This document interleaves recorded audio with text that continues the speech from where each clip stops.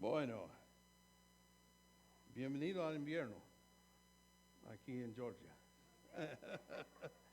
Tengo nietos en Kentucky estudiando y algo. Creo que hay 4 ahí.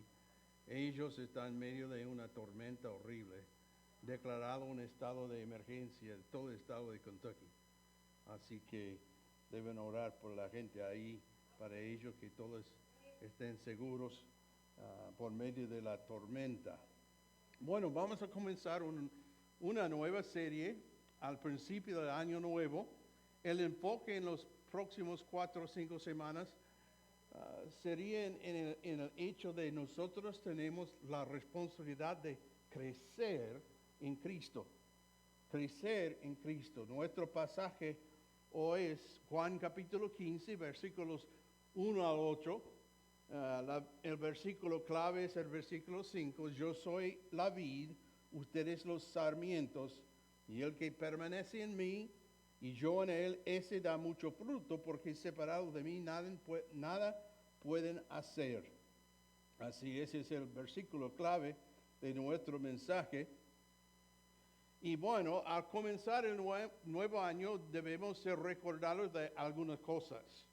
Bueno, la Biblia es la autoridad, la única autoridad, el único libro que Dios escribió. Contiene 66 libros, 39 libros del Antiguo Testamento, 27 libros en el Nuevo Testamento. El Antiguo Testamento es la revelación de Dios antes de Cristo. Y luego vemos en el Nuevo Testamento la revelación de Dios desde la venida de Cristo. Juntos forman los 66 libros de la Biblia. En la Biblia, Dios habla. Es su palabra. Y cuando nos reunimos, no lo hacemos para oír hablar a los hombres, sino a Dios. Y la responsabilidad del pastor, del predicador, es tomar el mensaje de Dios y llevarlo a la gente. Siempre me he visto a mí mismo no como un chef, sino como un camarero. Mi responsabilidad no es criar la comida, sino intentar llevarla a la mesa sin estropearla. Y esa es la responsabilidad de cada intento cumplir, como hacemos cada vez que abrimos las Escrituras.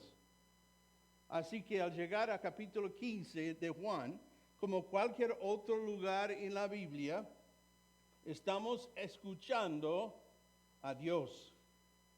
El escritor es el apóstol Juan, pero el escritor es también Dios. El Espíritu que inspiró cada palabra que Juan escribió. Por eso la Biblia no tiene errores, es exacta y tiene autoridad. Y cuando la Biblia habla, Dios habla. Y cuando Dios habla, nosotros escuchamos, porque Dios nos dice lo que debemos saber.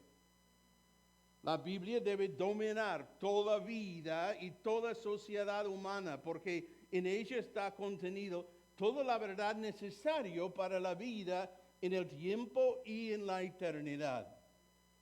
Y cuando una nación o una persona rechaza la Biblia, ha rechazado a Dios.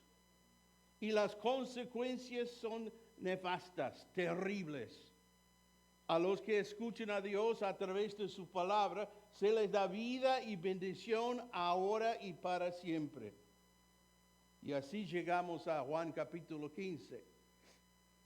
Para nos situarnos un poco, desde el capítulo 13 hasta el capítulo 16, nos encontramos en la noche de jueves de la semana de la Pasión. La última semana del ministerio de nuestro Señor Jesús. La noche de jueves era una noche importante. Él se reunió con los 12 discípulos para celebrar la Pascua ese jueves por la noche. cuando los judíos galileos la celebraban. Se reunieron en una especie de lugar secreto que llamamos aposento alto. Y nuestro Señor pasó esta noche contándoles muchas cosas maravillosas, dándoles muchas promesas. Y a medida que avanzaba esa noche, nuestro Señor desenmascaró a Judas como el traidor y lo despidió. Y Judas se fue a reunirse con los líderes de Israel para organizar el resto y posterior crucifixión del Señor Jesús. Cuando llegamos al capítulo 15, Judas ya no está. Y solo quedan los 11, que son verdaderos discípulos. Pero cuando llegamos al capítulo 5, ya no están en el aposento alto. Es bien entrada la noche. Pero capítulo 14 termina con Jesús diciendo esto: levántate, vamos de aquí. Y aparentemente en ese momento salieron del aposento alto, Jesús y los 11, y comenzaron su caminata por Jerusalén, dirigiéndose por lado de este de la ciudad en un jardín donde nuestro Señor oraría en una oración tan agonizante que sudaba como si fueran grandes gotas de sangre. Y mientras él oraba, ellos se quedaban dormidos. Y en ese jardín más tarde vendrían Judas y los soldados romanos, los líderes judíos, para arrestarlo. Y allí Judas lo besaría y se produciría la traición. Y el día siguiente sería crucificado. Mientras salen del aposento alto, caminan por la oscuridad de Jerusalén. Nuestro Señor continúa hablándoles, y lo que les dice está registrado en capítulo 15 y 16. Desde todo lo que les dice, nada es tan definitivo como los primeros 8 versículos de capítulo 15. De estas cosas que Él dice, nada es más definitivo. Nuestro Señor aquí no da realmente una parábola, aunque supongo que en el sentido más amplio podría considerarse un parábola, porque es una ilustración. Es realmente una imagen de palabras, un metáforo. Ahora, la idea principal de este pasaje es que Cristo es la vid verdadera y el creyente crece mientras está conectado a Él. Ahora vamos a mirar el texto. Si tiene uno de los Biblias atrás, es página 490.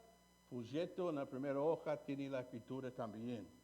Juan 15, versículo 1. Yo soy la vid verdadero.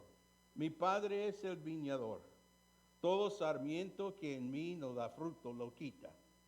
Y todo el que da fruto lo poda para que dé más frutos.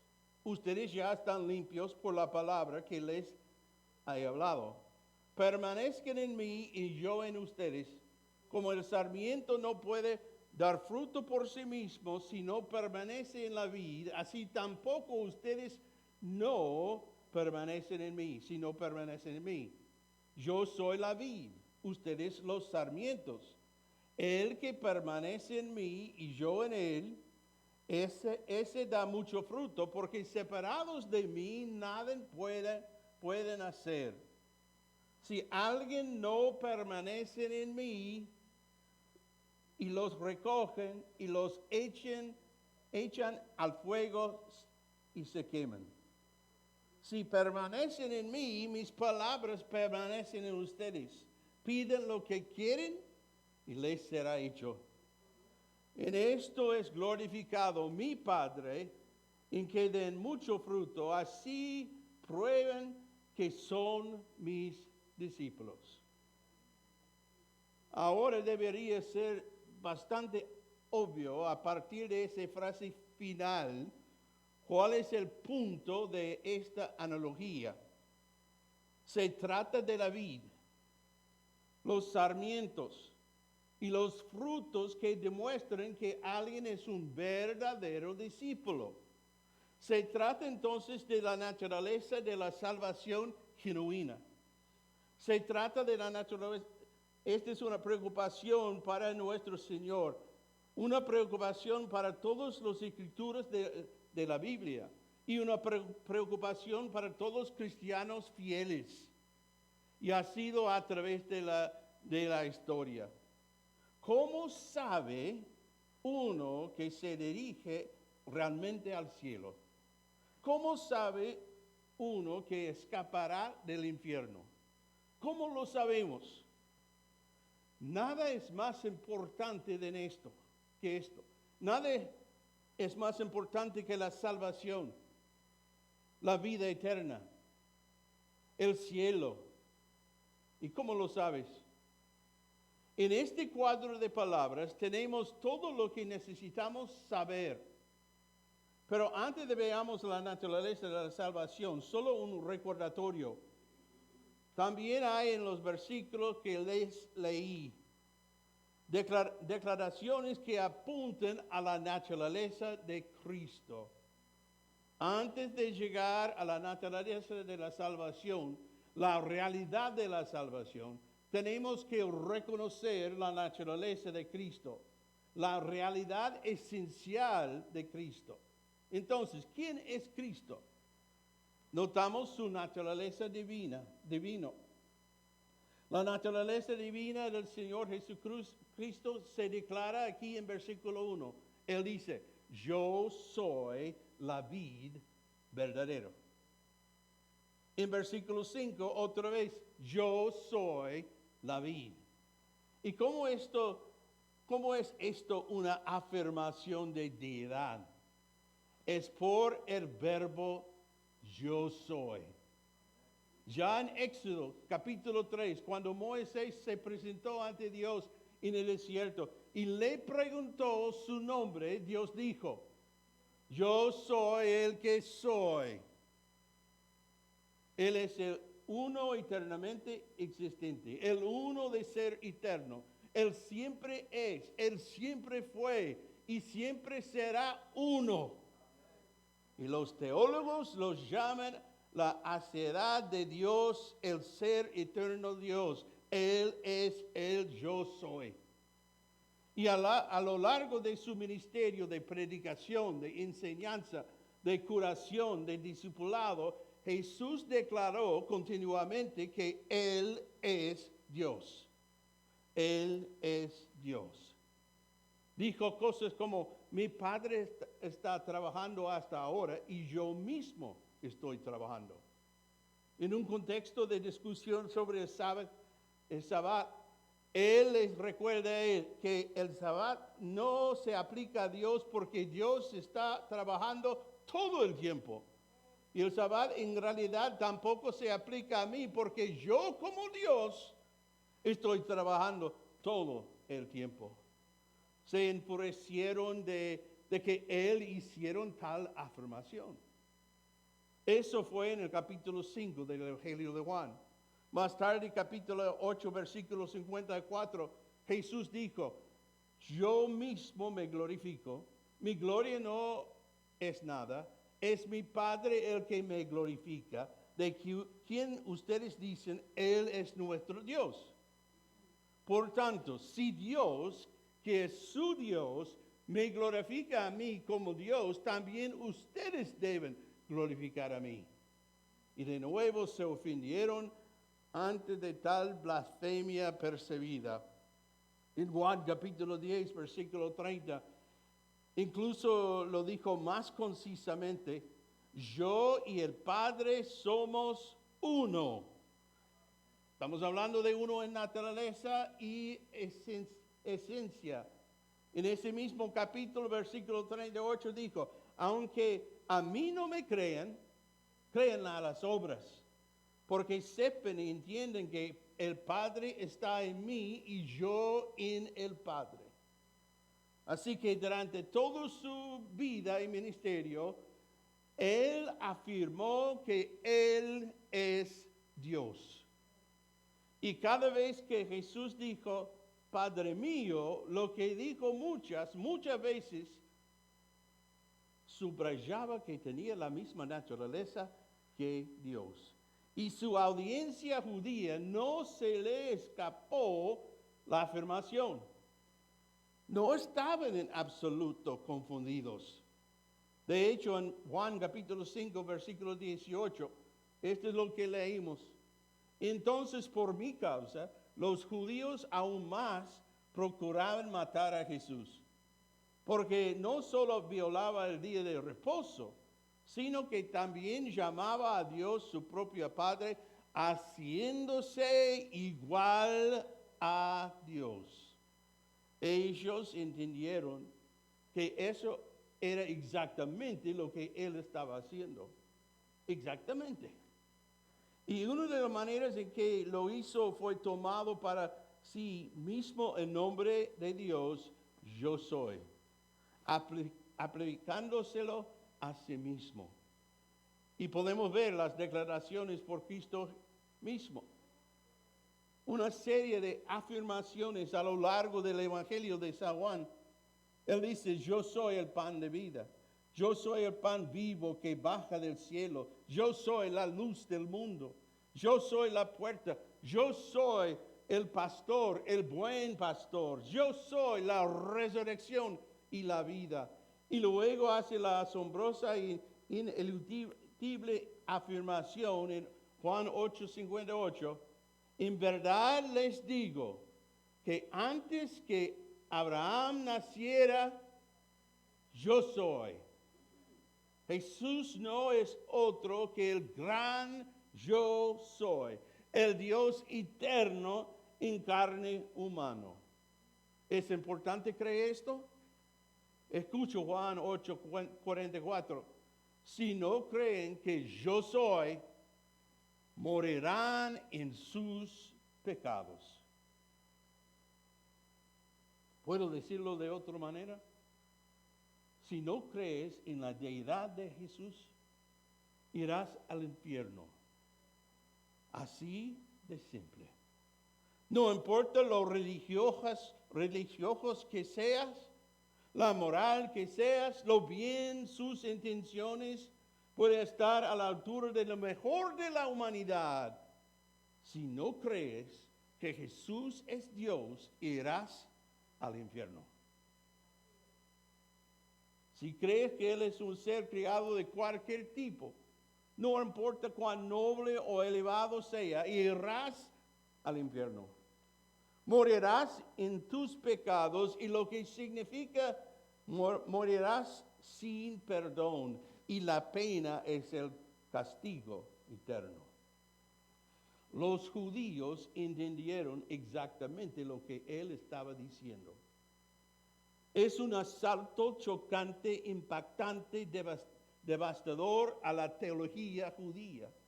Su teología se había desviado de las escrituras del Antiguo Testamento, pero era un sistema bien desarrollado. Y Jesús atacó esa teología, atacó su comprensión de Dios, atacó su comprensión de la ley. Atacó su perspectiva sobre las obras y la fe y la gracia. Atacó todos los elementos de su teología. Y por si fuera poco, eso hizo que le odiaran. Luego afirmar ser Dios, lo que para ellos es la mayor blasfemia, y esa se convierte en la razón por la que lo quieren muerto. Así que aquí está Él, en la última noche con sus discípulos, y revela otra poderosa declaración de su naturaleza divina, y dice, yo soy David verdadero. Yo soy David. Habiendo visto esto, quiero llevarles a la parte más importante del pasaje. Y es la naturaleza de la salvación. No creo que este sea claramente entendido por mucha gente, pero no hay excusa dadas estas simples palabras. El drama que se desarrolla en esta analogía es sencillo. Bueno, hay una vid, hay un viñador. Y hay dos clases de ramas. Las ramas que dan fruto y se poden para que den más fruto. Las ramas que no dan fruto se cortan, se secan, se queman, así de simple. Como bien sabemos, nuestro Señor podía decir cosas profundas de las maneras más sencillas. Y eso es exactamente lo que tienes aquí. Sabemos que los dos primeros personajes, Jesús dijo, yo soy la vid, versículo 1. Mi padre es el agricultor, el viñador. Así que sabemos que la vid de Cristo, el agricultor que plantó la vid y cuida la vid, es el Padre. Pero la pregunta aquí es, ¿quiénes son los pámpanos, las ramas? Hay ramas unidas a Él. Todos están unidas. Todas las ramas están unidas. Pero las que no dan fruto se cortan, se secan y se queman. Entonces, ¿quiénes son? Permíteme un momentito recordarle del contexto. Todo esto comienza en capítulo 13 en el aposento alto. Y está bastante claro que hay dos tipos de discípulos en ese aposento alto. Noten Juan 13, versículo 1. Consciente de su muerte cercana. Antes de la fiesta de la Pascua, sabiendo Jesús que su hora, la hora de su muerte, había llegado para pasar de este mundo al Padre. Habiendo amado a los suyos que estaban en el mundo, los amó hasta el fin. Cristo amó a los suyos que estaban en el mundo, los amó al máximo hasta los límites eternos de su capacidad de amar. Sin embargo, había alguien más allá. Versículo 2. Uno de esos discípulos, uno de los 12, apegados a Jesús, Judas Iscariote, el hijo de Simón, dice el versículo 2, y durante la cena, como ya el diablo había puesto en el corazón de Judas Iscariote, hijo de Simón, el que lo entregara. Realmente no creo que hay mucho misterio sobre las dos ramas. ¿Quién tenía Jesús en mente aquella noche? Acaba de salir de aposento alto, el drama que tuvo lugar allí sobre Judas, la exposición de Judas, los discípulos, cuando Jesús dijo, uno de vosotros me va a entregar, dijeron, ¿soy yo? ¿Soy yo? ¿Soy yo? Es decir, no tenían ni idea de que era Judas. No había nada manifestadamente obvio en la vida, el carácter, el comportamiento de Judas que lo distinguiera como falso discípulo. Él estaba visiblemente apegado a todos y a todos sus afectos. Parecía como todo el mundo, hacía que todo el mundo hacía. Pero claramente había dos tipos de personas en esta habitación en esa noche. Estaba los que dieron fruto y estaba él que no lo dio. Estaban los que permanecieron en la vid, unidos a la vid, y estaba el que fue cortado. He tenido algunas discusiones con gente en muchos lugares sobre este pasaje. Y algunos me han dicho, bueno, esto es una prueba que puedes estar en Cristo, puedes estar unido a Cristo y puedes perder su salvación. La Biblia no enseña eso. Y las palabras de nuestro Señor Jesús en el Evangelio de Juan son muy explícitas. Mis ovejas oyen mi voz. utilizando otro metáforo. Y yo las conozco y me siguen, y yo les doy vida eterna, y no perecerán jamás, y nadie las arrebatará de mi mano. Mi Padre me los ha dado, es más grande de todos, y nadie es capaz de arrebatármelos de la mano de mi Padre. Yo y mi Padre somos unos, juntos sostenemos a los que pertenecen a nuestro rebaño. Juan 6:37, todo el que el Padre me da vendrá a mí, al que viene a mí de ningún modo lo echaré fuera.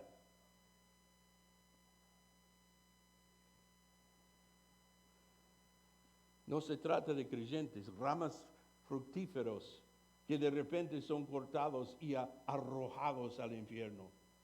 Esto está hablando de personas que están unidas, pero no hay vida porque no hay fruto.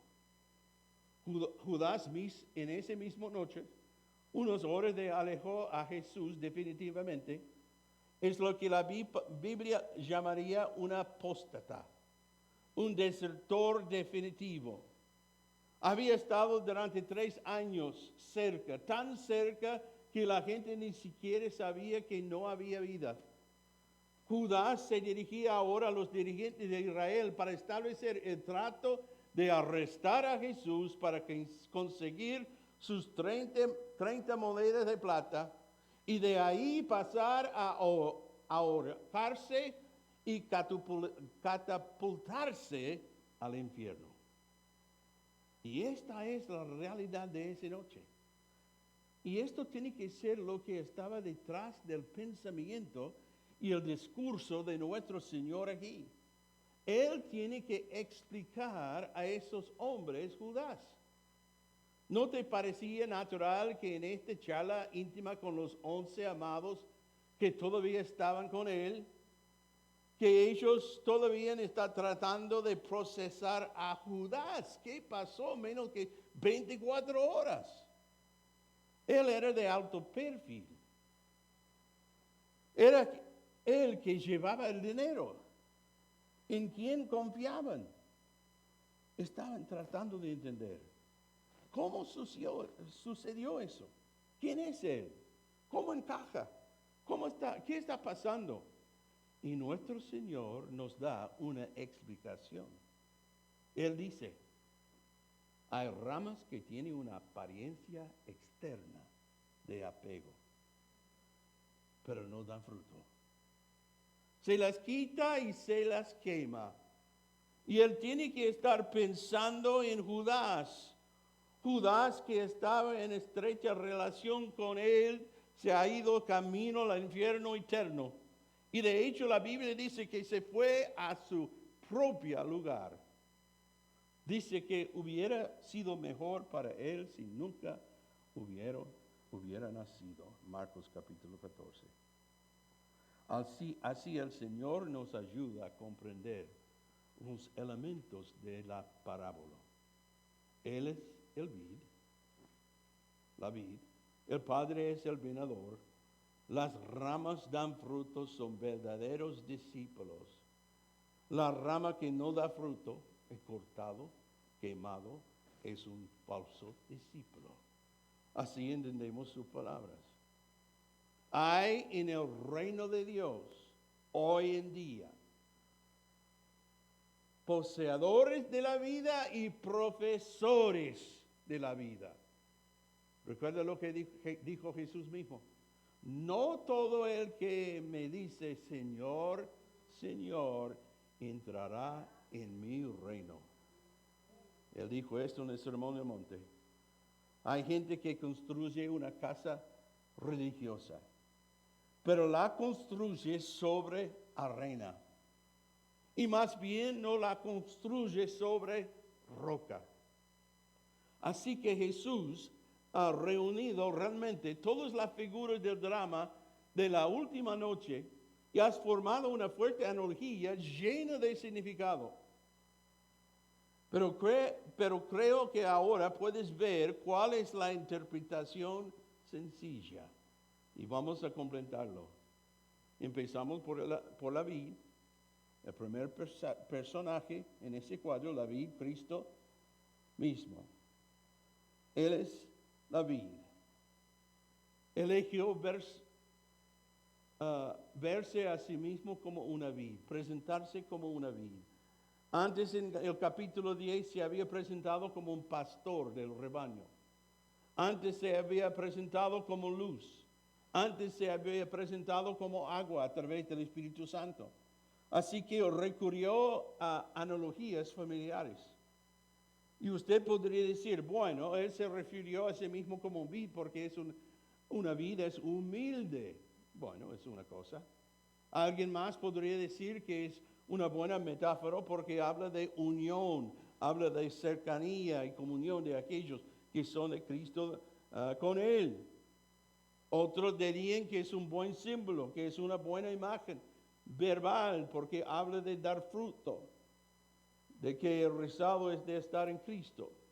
Otros dirían que ilustra dependencia.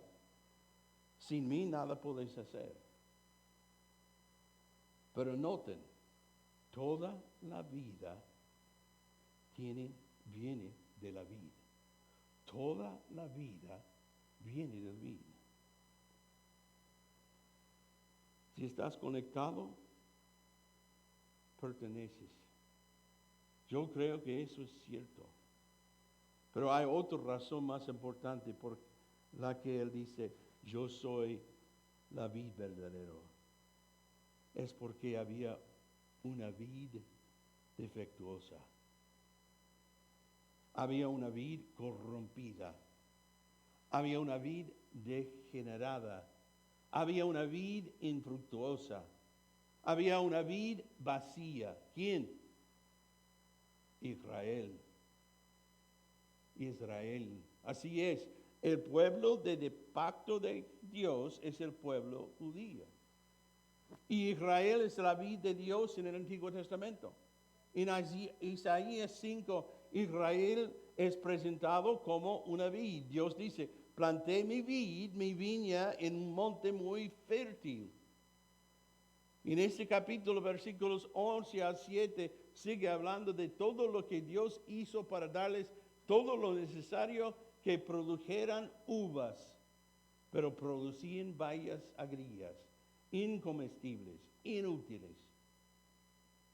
Basta con escuchar algunas de las palabras de Salmo 80. Dios sacó una vid de Egipto, sacando a Israel de la esclavitud de Egipto. Expulsó a los de la nación, plantó la vid, exactamente como dijo en Isaías 5. Despejó el terreno ante ella, echó raíces profundas, llenó la tierra. Las montañas se cubrieron con su sombra. Los cedros de Dios y sus arcos enviaban sus ramas.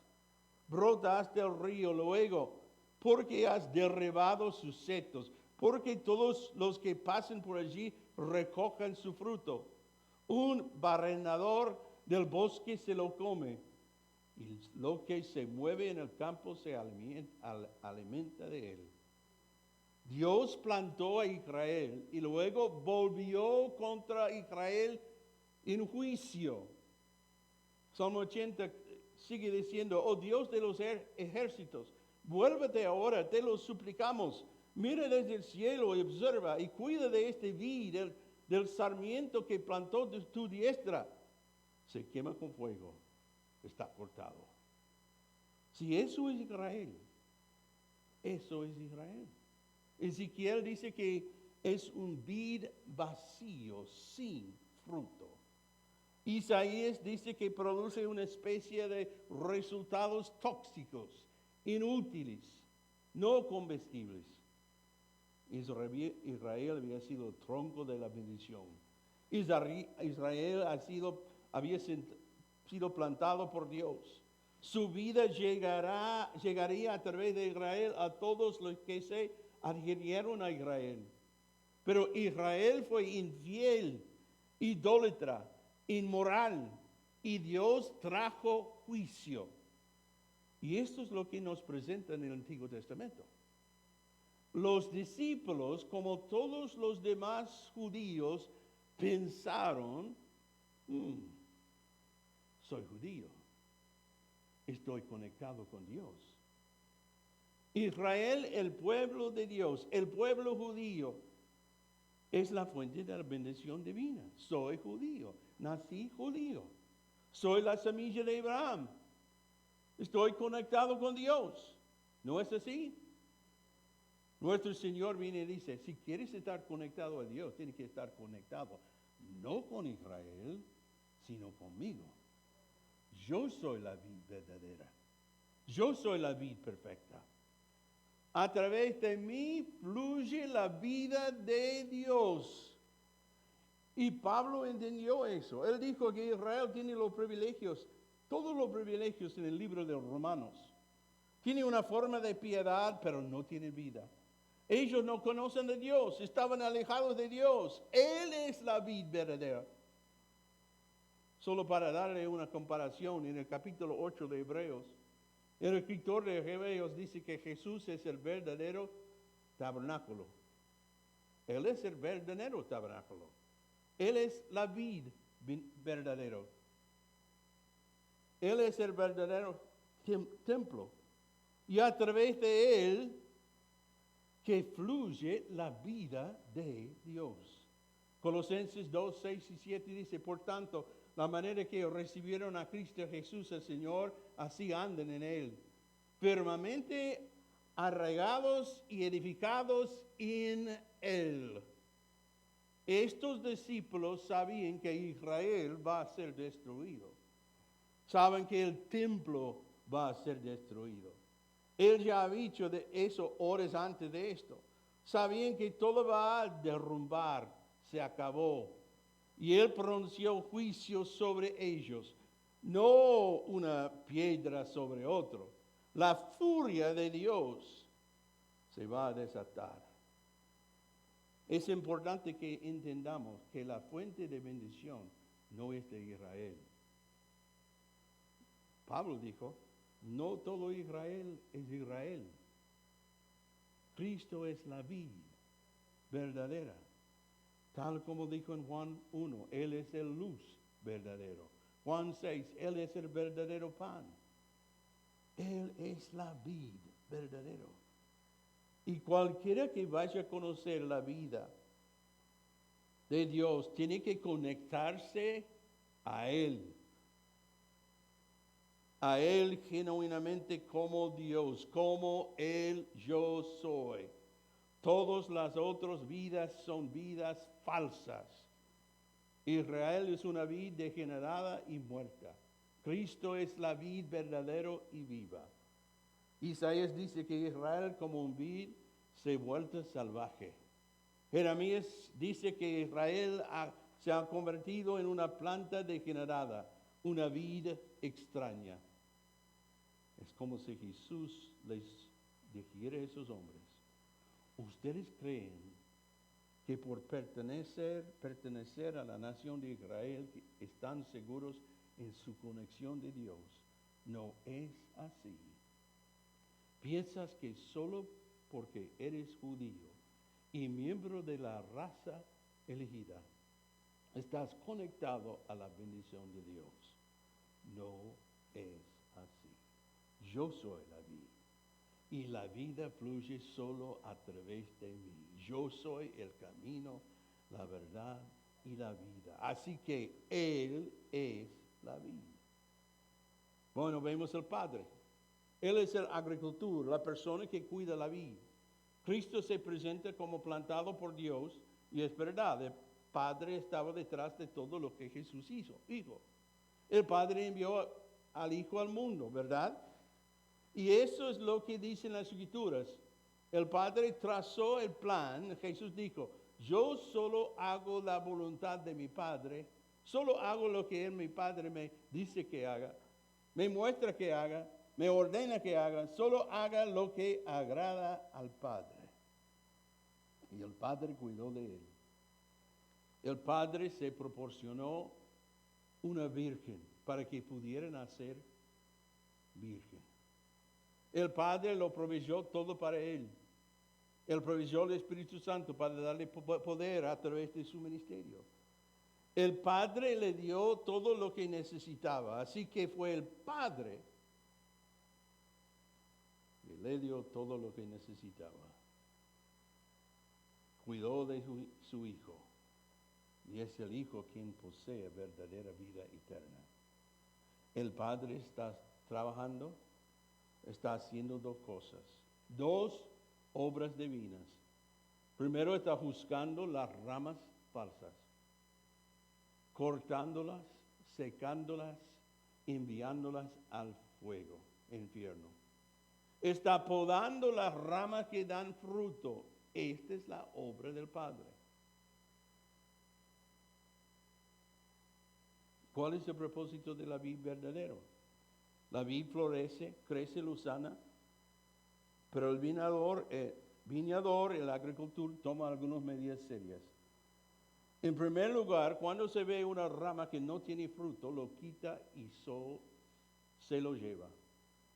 Abajo en el versículo 6, él la tira, seca, esas ramas son recogidos, echados en el fuego y quemados. Ese es un juicio drástico de Dios sobre los falsos creyentes. Los falsos creyentes. No hay fruto. Tú dices, ¿todo cristiano tiene fruto? Sí. Todo cristiano tiene frutos. Es así como sabe que eres cristiano. ¿Qué es el fruto? Actitudes justas, anhelos justos, deseos justos, afectos justos, virtudes justos, comportamientos justos. Esa es la manifestación de la vida. Y donde existe la vida de Dios, el fruto debe estar allí. Por Efesios capítulo 2, versículo 10 dice que hemos sido salvados por gracia mediante la fe para buenas obras, las cuales Dios preparó de antemano para que nosotros podamos andar en esos. No puede no ser así, porque ¿dónde está la vida de Dios y el alma del hombre? Se hace evidente. Eso es lo que dice al final del versículo 8. Cuando das mucho fruto, demuestras que ser un verdadero discípulo. Santiago dijo, la fe sin obras es ¿qué? Muerto. En una afirmación inútil. La única manera de saber que la fe es real, que la salvación es real, es por la evidencia. Y Mateo 7, Jesús mismo dijo, por sus frutos los conoceréis. Y eso se repite varias veces en los evangelios. Pablo en Romanos 6 dice, ustedes eran esclavos de pecado y ahora en Cristo se convierten en esclavos de la justicia. Somos conocidos por nuestros frutos. Se nos conoce por la evidencia manifiesta de la transformación. Y ese en realidad es la única manera en que puedes saber que una persona es un cristiano. No por recordar un evento, no por recordar una oración, no por algunos deseos o esperanzas. La manera en que sabe que alguien ha sido transformado y regenerado y nacido de nuevo es porque el fruto de justicia se manifiesta en esta vida. No es perfección, pero es una dirección dominante. Hay personas que se adquieren a Cristo y son infructuosas. Hay un objetivo claro. La vid solo tenía un propósito, producir fruto.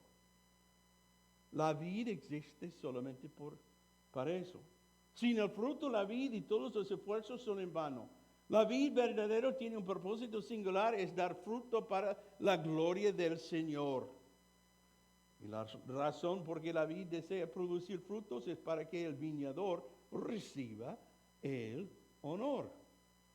Y cuando se produce fruto en una viña, la vid, los ramas, la tierra, incluso el fruto se llevan el mérito. Toda la gloria pasa al jardinero. Así es con el Señor Jesús. Todo lo que Él hizo y fue y es para la gloria de su Padre. ¿Y saben una cosa? Esto debería ser el deseo ardiente de cada hijo de Dios esta mañana. Es decir, vivir nuestras vidas en tal manera que cada momento estemos despiertos, traigamos gloria al Padre que está en los cielos. Todo hacemos para la gloria de Dios. Y algo anda mal en cualquier vida cuando no existe el deseo de traer gloria y honra a Dios que nos ama y nos sostiene y cuida de nosotros a lo largo del camino. Existe un propósito delegado. Fíjense en esta verdad. La vid misma no da fruto. Sus frutos son los sarmientos. Las ramas tienen la obligación de dar fruto. La vid suministra su vida a los sarmientos y ellos toman esa vida y la usan para dar fruto. A cerrar nuestro mensaje, unas palabras acerca de las ramas. Hay ciertos requisitos para dar fruto. Solo 2. Versículo 2. El pámpano debe estar unido a la vid. Si tú no estás en la vid, entonces no hay manera de que participes en la vida de la vid. Todo eso se trata de una unión vital entre el creyente y el Señor Jesucristo, la vid verdadero. Y necesitamos reconocer nuestra posición esta mañana. Si estamos en la vid, entonces estábamos en Él, en el Calvario, y cuando Él resucitó de entre los muertos, según Romanos 6. Y si ese es el caso, entonces nuestro viejo hombre ha sido crucificado, hemos sido resucitados para caminar una nueva vida en Jesús. Y si estamos en Él, y entonces estamos en Él hoy, es decir, ya hemos ascendido al cielo. Estamos sentados allí con la persona de nuestro bendito Salvador.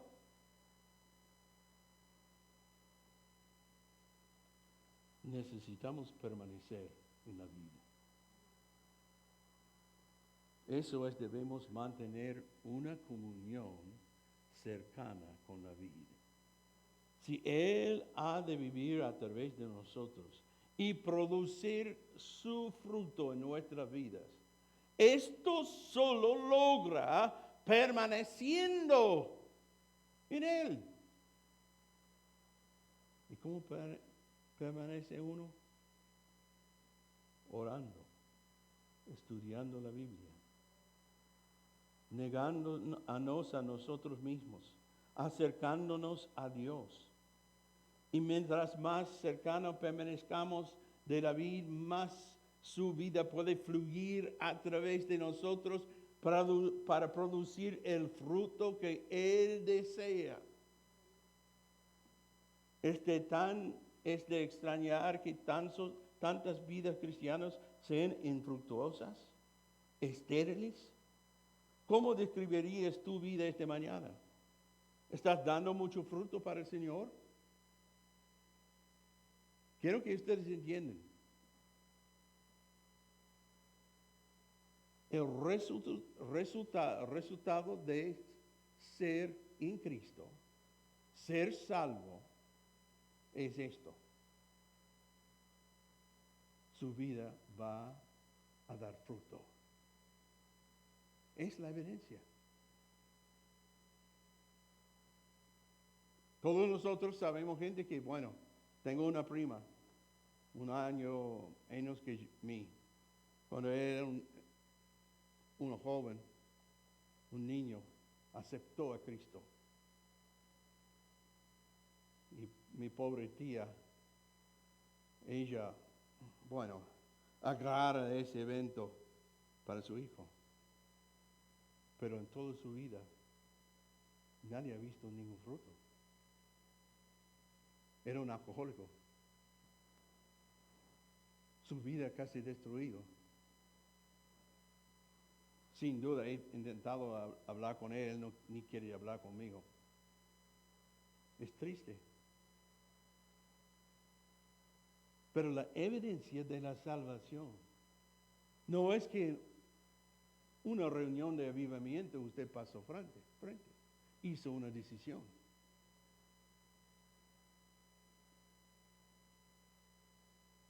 Oró cierta oración. Ese todo está bien. Y mucha gente ha hecho esto. Yo también. Pero por medio de la Escritura, la evidencia no es un evento, sino lo que está presente en su vida hoy en día. Judas fue con Cristo 3 años. Ellos pensaban que él era uno de sus discípulos íntimos. ¿Qué pasó? Él no estaba conectado al Señor.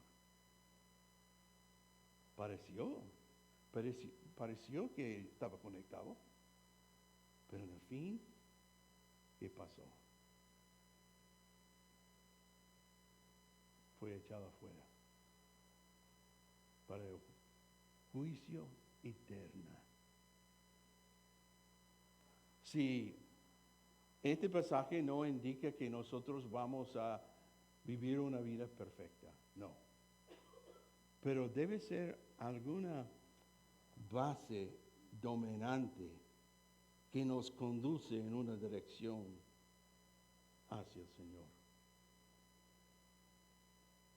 Si no es así, debe mirar a su propia alma para ver si hay en realidad una relación personal y íntima con el Señor. Mi tiempo ha acabado. No hay duda, para dar fruto, yo tengo que andar con Él. Yo tengo que estar con el pueblo de Dios, escuchando la palabra de Dios. Y cada día, usando todo lo que entra en mi vida. Porque se recuerda, dice que el Padre poda. ¿Qué indica qué? Que indica va a ser muchas cosas difíciles que entran en nuestra vida. Pero entran por la voluntad de un Dios soberano que quiere que Él quiere lo mejor para nosotros y para llegar a ser más como su Hijo. Gracias a Dios, siendo parte de esta familia, Él nunca nos echará afuera. Nunca. Aunque fracasamos a Él cada día. Pero siempre tratamos de mantener la conexión. Vamos a inclinar nuestra cabeza, cerrar nuestros ojos.